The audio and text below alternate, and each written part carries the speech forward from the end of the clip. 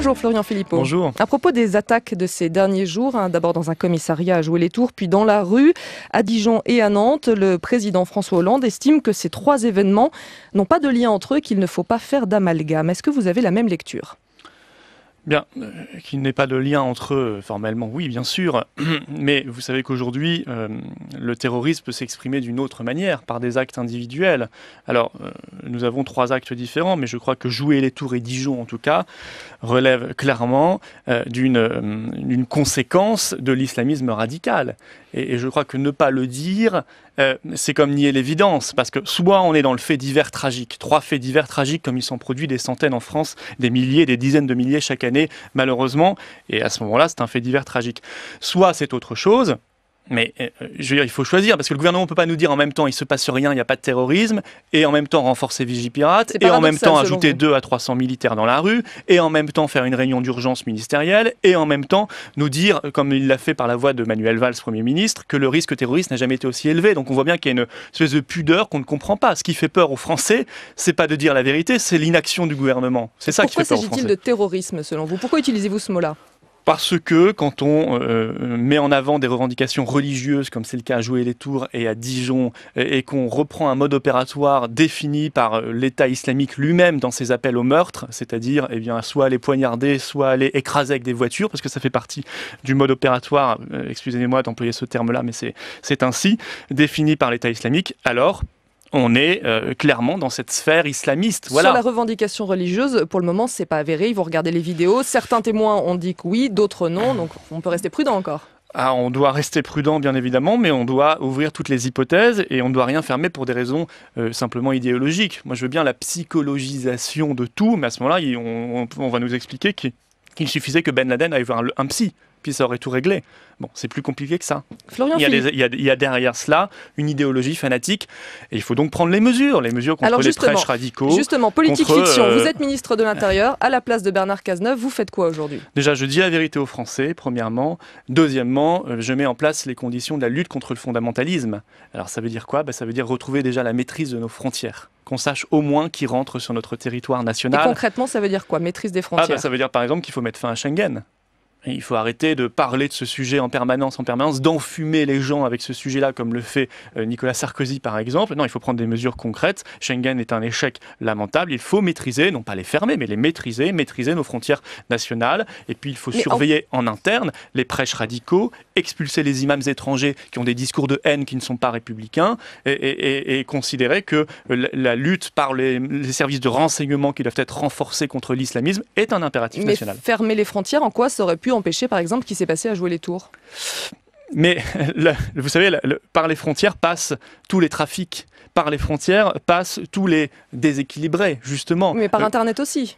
Oui, par Internet aussi, oui. Enfin, on passe moins physiquement par un câble que par une frontière ouverte. Vous voyez, c'est pas tout à fait la même chose. Non, la frontière, c'est un filtre. La frontière, c'est ce qui permet de détecter plus facilement justement les trafics. C'est ce qui permet de détecter les filières, par exemple, d'immigration clandestine, parce qu'on sait qu'il y a des liens entre l'immigration et l'importation de l'islamisme et de l'islam radical. Là, vous êtes d'accord que l'agresseur de Joué-les-Tours, il n'a jamais quitté la France ?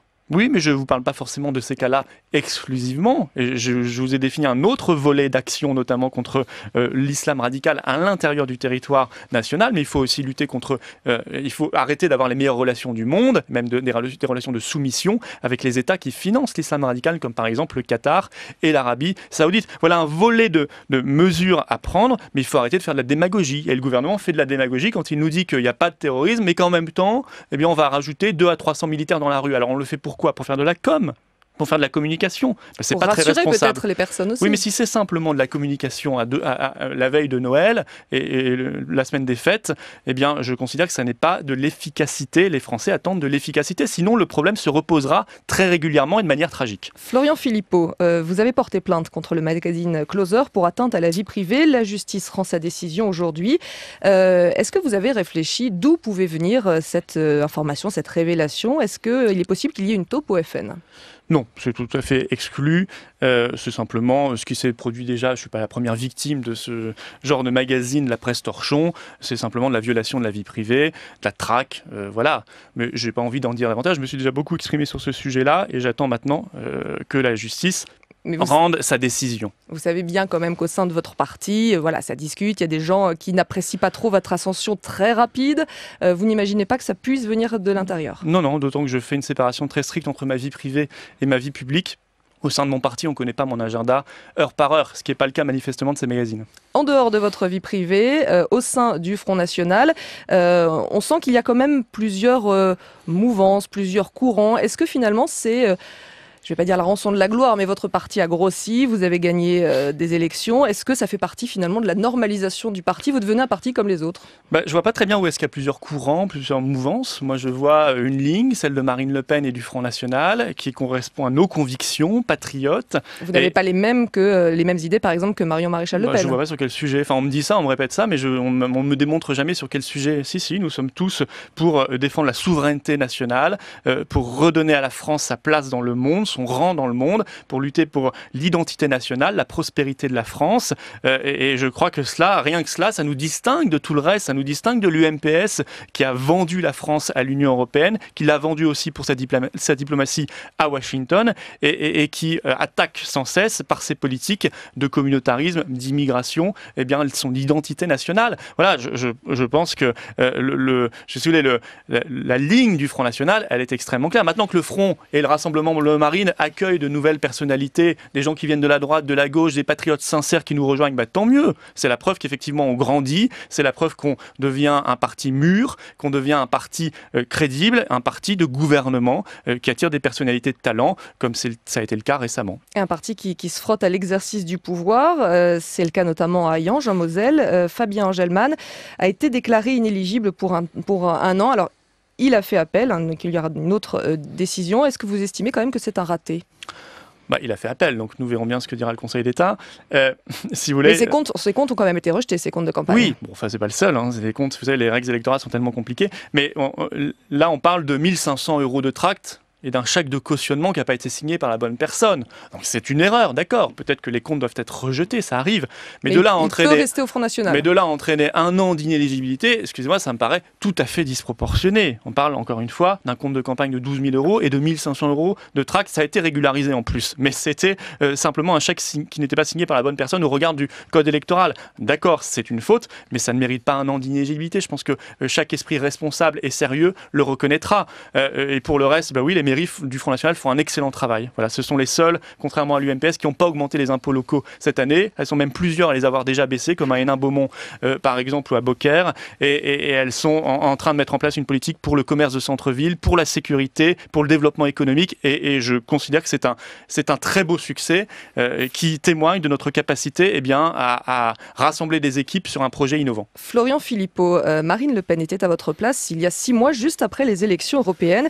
Et à l'époque, elle se disait convaincue que votre parti aurait un groupe au Parlement européen d'ici la fin de l'année. La fin de l'année est là et vous n'avez pas de groupe. C'est raté ? Oui, on n'a pas encore de groupe. Je ne sais pas si on en aura un, mais on fonctionne très bien sans. Si on en a un, c'est un plus, mais ça n'est pas indispensable.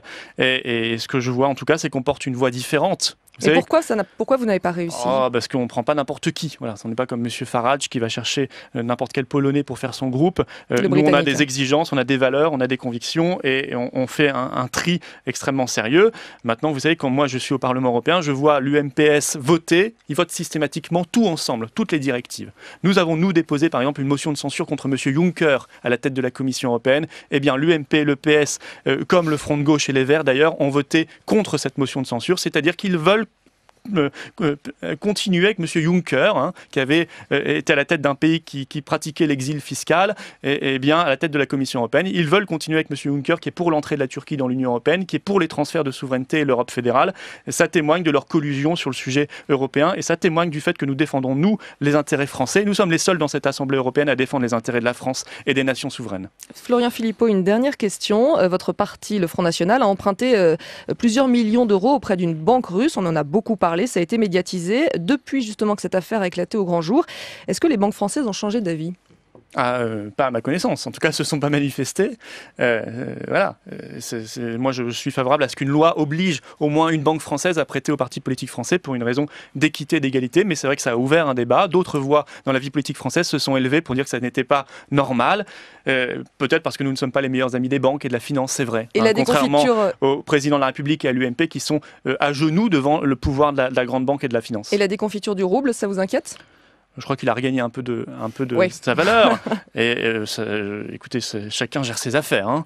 Moi, ce qui m'inquiète, c'est l'euro. Si on parle d'affaires monétaires, qui est une catastrophe, qui produit un chômage de masse et une désindustrialisation. Et ce grand débat de la monnaie nationale doit s'ouvrir en 2015. En tout cas, il est déjà ouvert en Italie, où il fait rage, et où de plus en plus d'Italiens sont conscients qu'il faut revenir à une monnaie nationale, comme 95% des pays du monde. Florian Philippot, vice-président du Front National, invité politique de France Info.